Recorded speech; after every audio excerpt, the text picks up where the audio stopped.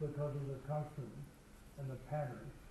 I can just invent a pattern of any kind and make it work because the geishas wore all kinds of patterns.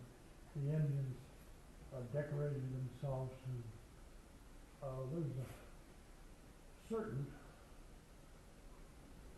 quality they had that you have to capture with their design I'm talking about.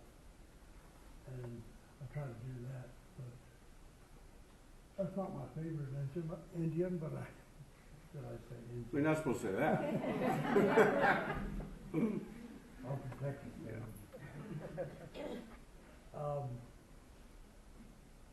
Anyway, where are we? Well, talk about the horse, of course. Oh, this one. Yeah, that's it. Yeah.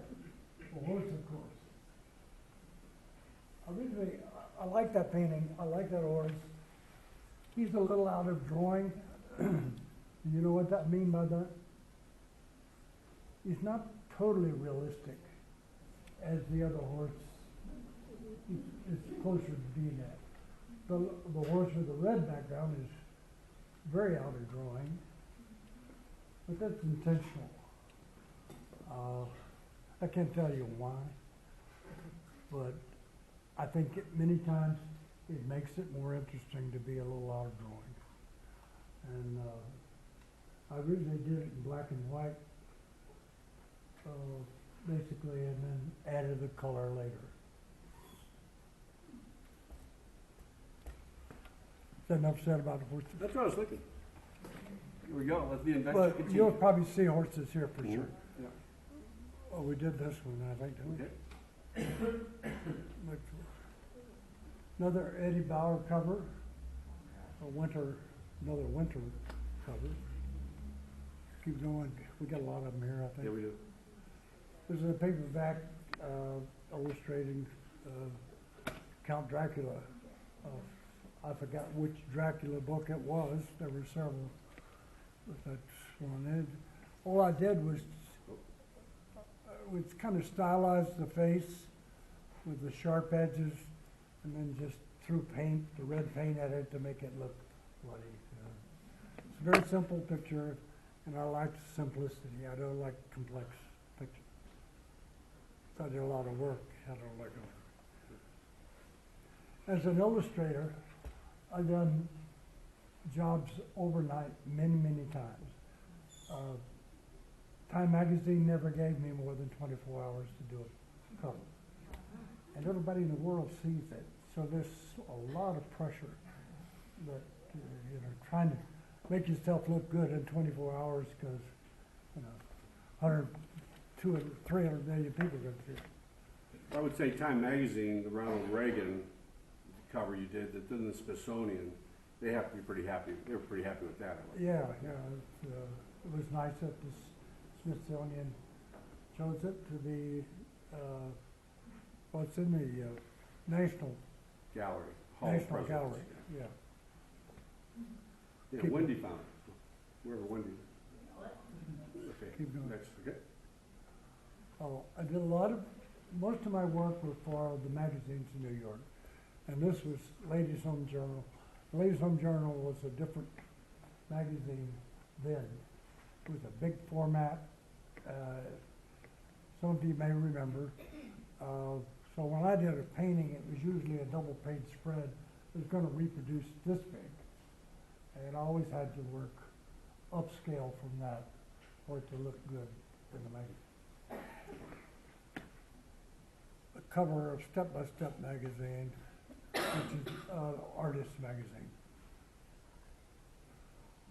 This is a big painting, 4 foot square, at least.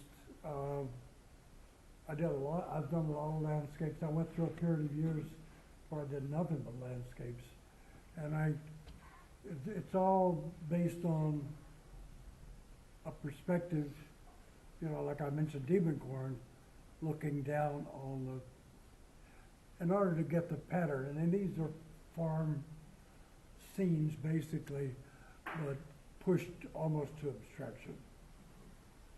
Yeah. So.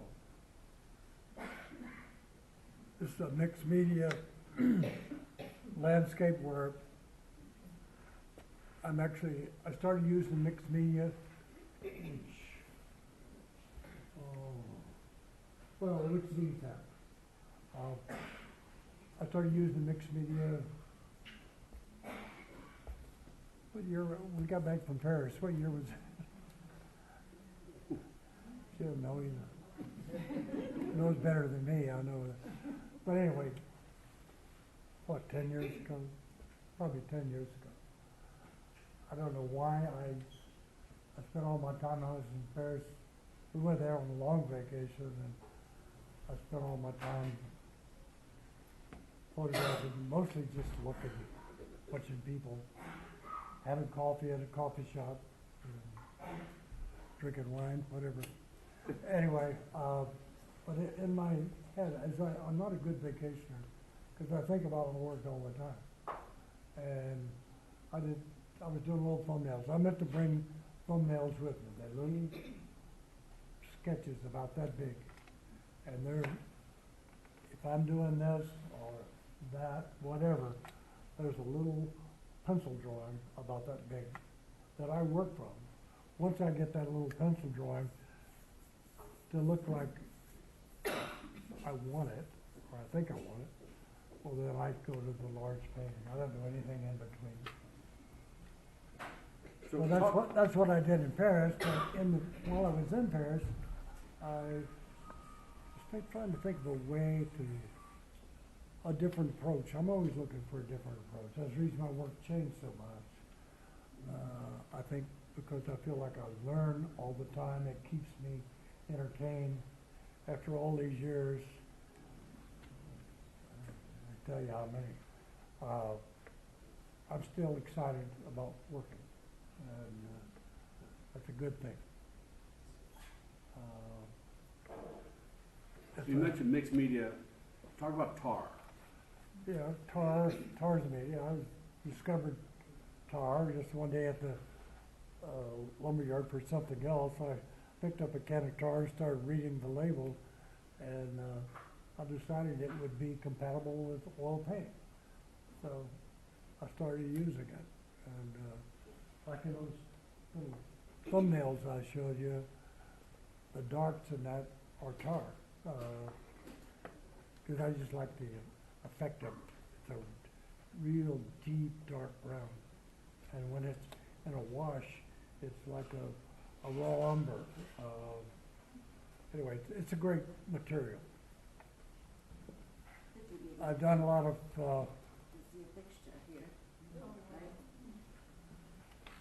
yeah, there's tar in that one, yeah. I do a lot of florals and, or I have done a lot of florals. I haven't done any recently. And again, they're collage, they're mixed media. Color paper, pattern paper. I photograph fabric. And you can't glue fabric down. Not easily, especially for me because I work on a wall. And you can't glue fabric down because it'll just fall off, because it's wet. And so I decided I wanted to use the patterns in fabric, so I took photographs and I used the photographs in that. But I'm always photographing fabric from mostly upholstery fabric from different stores. No, that's not that one.